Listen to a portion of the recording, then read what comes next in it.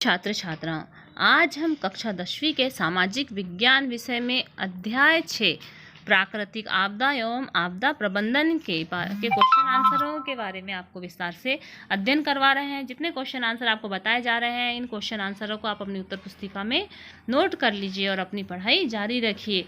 देखिए कि सर्वाधिक बाढ़ प्रभावित राज्य कौन सा है। तो सर्वाधिक बाढ़ प्रभावित राज्य बिहार है। भूकंप की दृष्टि से भारत का अत्यधिक प्रभावित क्षेत्र तो कच्छ का क्षेत्र है। और दिसंबर 2004 में सुनामी से सबसे अधिक जनहानि हुई थी, तो कहाँ हुई थी?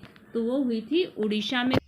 विश्व स्तर पर पहला भूशिखर सम्मेलन आयोजित हुआ था, तो ये ब्राजील में हुआ है, ब्राजील रियो डी जेनेरो में। अब हम देखते हैं कि लघुत्तरी क्वेश्चन। तो भूस्खलन को रोकने के लिए पहाड़ी सड़कों के किनारे क्या किया जाना चाहिए? तो भूस्खलन को रोकने के लिए पहाड़ी सड़कों के किनारे पुख्ता दीवारें बनाई जाना चाहिए। और अचानक उत्पन्न होने वाली प्राकृतिक आपदाएं कौन कौन सी हैं? तो भूकंप है, सुनामी लहरें, ज्वालामुखी विस्फोटक, रासायनिक रिसाव इत्यादि अचानक उत्पन्न होने वाली प्राकृतिक आपदाएं हैं। तट बांध का निर्माण किन क्षेत्रों के लिए उपयुक्त माना जाता है? तट बांध का निर्माण उन मैदानी क्षेत्रों के लिए उपयुक्त माना जाता है जहां प्रायः बाढ़ का खतरा रहता है। रिक्टर पैमाने से क्या मापा जाता है? तो रिक्टर पैमाने से भूकंप की तीव्रता का परिणाम मापा जाता है। फिर देखिए, आपदा से क्या तात्पर्य है? आपदाएं मानवजनित तथा प्राकृतिक वे विपत्तियां हैं जिससे निश्चित क्षेत्र में आजीविका तथा संपत्ति की हानि होती है, जैसे भूकंप, बाढ़, चक्रवात और सूखा, भूस्खलन, आग और सुनामी आदि। सूखा एवं बाढ़ किसे कहते हैं? वे क्षेत्र जहां औसत वर्षा 75 सेंटीमीटर से कम हो और साथ ही कुल वार्षिक वर्षा में 25% तक परिवर्तन हो, उसे सूखे से ग्रस्त कहा जाता है। तथा किसी बड़े भूभाग में किन्हीं भी कारणों के द्वारा जल भराव जिससे जन धन की हानि होती है, उसे बाढ़ कहा जाता है। भूस्खलन की आपदा से बचने के प्रयुक्त 3 चरणों को लिखिए। सर्वप्रथम आपदा संकट मानचित्र करके भूस्खलन के क्षेत्रों का पता लगाना आवश्यक होता है, जिससे ज्ञात होता है कि बस्तियां बसाने के लिए कौन से क्षेत्र उपयुक्त हैं। अधिक भूस्खलन संभावित क्षेत्रों में बड़े निर्माण तथा विकास कार्य नहीं किए जाने चाहिए। पहाड़ी ढालों पर प्राकृतिक वनस्पति को बढ़ावा दिया जाना चाहिए। वनस्पति विहीन ऊपरी ढालों पर उपयुक्त प्रजाति के वृक्षों को रोपित करके पुनः वनस्पति युक्त बनाना चाहिए। सुनामी आपदा से क्या आशय है? भूकंप और ज्वालामुखी से महासागरीय धरातल में अचानक हलचल पैदा होती है और महासागरीय जल का अचानक विस्थापन होता है। परिणाम स्वरूप समुद्री जल में ऊर्ध्वाधर ऊंची तरंगें पैदा होती है, इन्हें सुनामी कहा जाता है। हिमालय और भारत के उत्तर पूर्वी क्षेत्र में अधिक भूकंप क्यों आते हैं? ऐसा समझा जाता है कि पृथ्वी की सतह बड़े बड़े प्लेटों में बनी हुई है और ये प्लेटें पृथ्वी की आंतरिक गर्मी के कारण एक दूसरे की तरफ खिसकती हैं और इनके खिसकने तथा फैलने से भूकंप आता है। हिमालय और भारत के भूपर्ती क्षेत्र नवीन वलित पर्वत क्षेत्र कहलाते हैं। यहाँ ऐसा होना सामान्य सी बात है, अतः इन क्षेत्रों में भूकंप अधिक होता है। पश्चिमी और मध्य भारत में सूखे ज्यादा क्यों पड़ते हैं?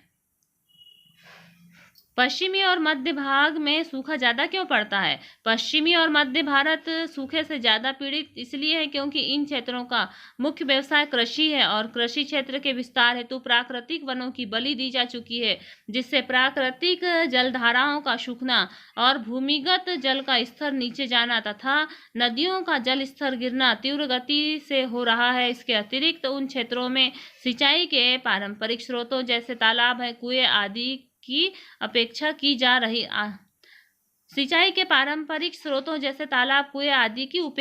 जा रही है। भारत में सुनामी प्रभावित प्रमुख क्षेत्र कौन कौन से हैं? विश्व के समुद्र तटीय क्षेत्र सुनामी प्रभावित क्षेत्र हैं। सुनामी आपदा के क्षेत्रों में प्रमुखतः प्रशांत महासागर के तट, अलास्का, जापान, फिलीपींस, दक्षिणी पूर्वी एशिया के इंडोनेशिया और मलेशिया आदि तथा हिंद महासागरीय तट, म्यांमार, श्रीलंका एवं भारत सम्मिलित हैं। प्राकृतिक आपदाओं के लिए वनों का विदोहन उत्तरदायी है, क्या यह सच है? समझाइए। सूखा, बाढ़, भूस्खलन आदि द्वारा प्राकृतिक आपदाएं वनों के विध्वंस से प्रत्यक्ष रूप से संबंधित रखती हैं और घने वन वर्षा कराने तथा जल का स्तर आदि सुधारने में सहायक हैं। वहीं हरे भरे वन बाढ़ जैसे आपदा से हमारा बचाव करते हैं तथा भूस्खलन को रोकते हैं। इस प्रकार कहा जाता है कि प्राकृतिक आपदाओं के लिए वनों का विदोहन उत्तरदायी है। महामारी कैसे फैलती है, स्पष्ट कीजिए। महामारी का प्रमुख कारण है विषाणु, जीवाणु, प्रोटोजोआ तथा कवच होता है। खाद्य पदार्थ और पेयजल का संदूषण, वर्षा काल में मच्छरों की वृद्धि और पर्यटक और प्रवासी लोगों की अत्यधिक भीड़ तथा वातावरण पर प्राकृतिक आपदाओं का प्रभाव भी महामारी का प्रकोप फैलाता है। आपदा प्रबंधन से क्या आशय है? आपदा प्रबंधन के मुख्य तत्व बताइए। आपदा प्रबंधन क्रियाकलापों की एक ऐसी श्रृंखला है जो आपदा से पहले और उसके बाद ही नहीं बल्कि एक दूसरे के समानांतर भी चलती रहती है। आपदा प्रबंधन के अंतर्गत आपदा संभावित समुदाय के भीतर आपदा की रोकथाम और उसके दुष्प्रभाव को कम करके जवाबदाही कार्रवाई तथा और सामान्य जीवन स्तर पर लौटने के लिए पर्याप्त उपाय होते हैं। आपदा प्रबंधन के प्रमुख चरण देखिए। पहले से तैयारी कर लेना, जवाबी कार्रवाई, सामान्य जीवन स्तर पर लौटना और पुनर्वास एवं और रोकथाम और दुष्प्रभाव को कम करने के लिए योजनाएं तैयार करना। बाढ़ आपदा के उत्तरदायी कारकों का वर्णन करते हुए उनके नियंत्रण के उपाय बताइए। बाढ़ के उत्तरदायी कारक है बाढ़ में तटबंध टूटने, बांध टूटने और बैराज से अधिक पानी छोड़े जाने के कारण बाढ़ आती है। अविवेकपूर्ण तरीके से तटबंधों का निर्माण होने और पुराने और जीर्ण हो रहे बांधों के कारण बाढ़ों का खतरा लगातार बना रहता है। हिमालय क्षेत्र में बहने वाली नदियों में मिट्टी और गाद पानी के साथ घुलकर के मैदानी और समुद्री तटीय क्षेत्रों में जमा हो जाते हैं, जिससे नदियों का तल उठ रहा है और उसके जल स्तर ऊपर उठ रहे हैं। जल प्रतिवर्ष इनकी धारा ही बाढ़ का रूप धारण कर लेती है। पर्वतीय क्षेत्रों में भूस्खलन द्वारा नदी के पानी का मार्ग रुक जाने से जलाशय बन जाते हैं और फिर उनके टूटने से प्रलयकाली बाढ़ें आती हैं। बाढ़ नियंत्रण के उपाय निम्नलिखित हैं। नदियों के ऊपरी क्षेत्र में अनेक जलाशय बनाए जाना चाहिए। सहायक नदियों और धाराओं पर अनेक छोटे छोटे बांध बनाए जाएं, जिससे मुख्य नदी में बाढ़ के खतरे को कम किया जा सके। नदियों के ऊपर जल संग्रह क्षेत्रों में सघन वृक्षारोपण किया जाए। मैदानी क्षेत्रों में उपयुक्त भूमि पर जल संग्रह किया जा सकता है। तटबंधों की सुरक्षा की ओर ध्यान दिया जाना चाहिए। नदियों के किनारे की भूमि पर मानवीय बस्ती के अतिक्रमण पर रोक लगाई जानी चाहिए। नदियों के जल ग्रहण क्षेत्रों में वन विनाश पर नियंत्रण लगाया जाना चाहिए। भूकंप आपदा का अर्थ बताते हुए भारत में भूकंप प्रभावित क्षेत्रों का वर्णन कीजिए। भूकंप किसी भी समय अचानक बिना किसी चेतावनी के आता है। भूकंप वह घटना है जिसके द्वारा भूपटल में हलचल पैदा होती है तथा कंपन होता है। यह कंपन तरंग रूप में होता है। जैसे जैसे ये तरंगे केंद्र से दूर जाती है, उनकी शक्ति और तीव्रता में कमी होती जाती है। भूकंप का प्रभाव दो रूपों में होता है। प्रथम प्रभाव उत्पत्ति केंद्र के चारों तरफ तरंगों द्वारा प्रसारित होता है, यह क्षेत्रीय प्रभाव होता है। और दूसरा प्रभाव धरातली भागों में ऊपर और नीचे की ओर लंबवत रूप से होता है। भूकंप का यह रूप अत्यंत विनाशकारी होता है। भारत में भूकंप प्रभावित क्षेत्रों को निम्नलिखित भागों में बांटा गया है। अत्यधिक प्रभावित क्षेत्र हिमालय, इसके अंतर्गत हिमालय प्रदेश, उत्तराखंड, उत्तर बिहार और पूर्वोत्तर भारत शामिल है। अत्यधिक खतरा प्रभावित क्षेत्र कच्छ और कोंकण तट का अधिक खतरा प्रभावित क्षेत्र है। मध्यम खतरा प्रभावित क्षेत्र देश के अन्य क्षेत्र भाग इस क्षेत्र में शामिल है। और निम्न खतरा प्रभावित क्षेत्र मध्य भारत, राजस्थान, महाराष्ट्र, कर्नाटक, उड़ीसा, तमिलनाडु, आंध्र प्रदेश, झारखंड तथा छत्तीसगढ़ आदि क्षेत्र सम्मिलित हैं। सूखा और बाढ़ में क्या सामान्य है? किस प्रकार उचित योजना के अनुसार सूखा और बाढ़ की स्थिति को नियंत्रित किया जा सकता है, विवेचना कीजिए।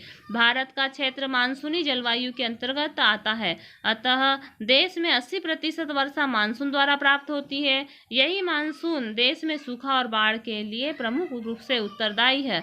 अर्थात जिस वर्ष देश में मानसून द्वारा कम वर्षा होती है वहाँ सूखे की स्थिति बन जाती है तथा मानसून द्वारा अधिक वर्षा हो जाती है तो बाढ़ आ जाता है। इस प्रकार हम कह सकते हैं कि सूखा और बाढ़ में मानसून की स्थिति सामान्यतः है।